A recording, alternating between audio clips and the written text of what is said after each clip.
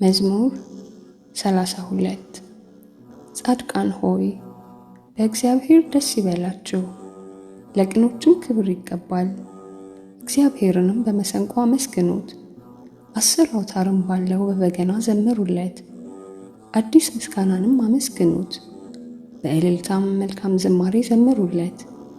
የእግዚአብሔር ቃል እውነት ነውና ሥራውም ሁሉ በእምነት ነውና።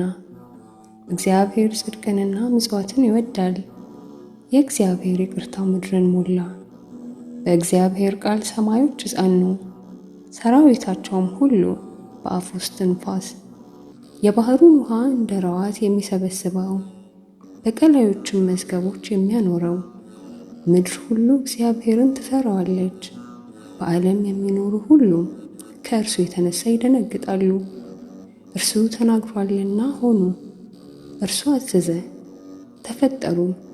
እግዚአብሔር የአሕዛብን ምክር ይመልሳል፣ የሕዝቡንም ሐሳብ ይመልሳል።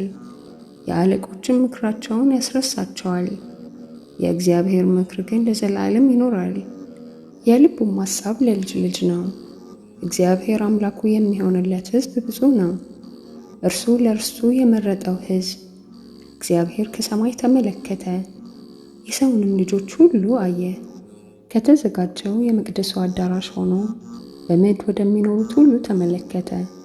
እርሱ ብቻውን ልባቸውን የሠራ ሥራቸውንም ሁሉ የሚያውቅ እርሱ ነው።